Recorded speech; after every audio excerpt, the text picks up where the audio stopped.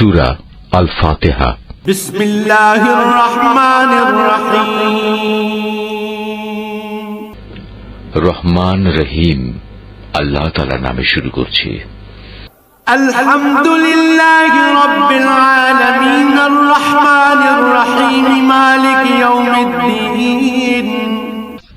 সমস্ত প্রশংসা আল্লাহ তাআলার জন্য। তিনি সৃষ্টিকুলের মালিক, তিনি পরম দয়ালু, অতি মেহেরবান, তিনি বিচার দিনের মালিক। ইয়াকা না'বুদু ওয়া ইয়াকা নাস্তাঈন।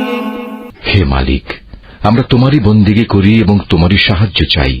ইহদিনাস সিরাতাল মুস্তাকিম সিরাতাল্লাযীনা আন'আমতা আলাইহিম গায়রিল মাগদুবি আলাইহিম ওয়ালাদ-দাল্লিন।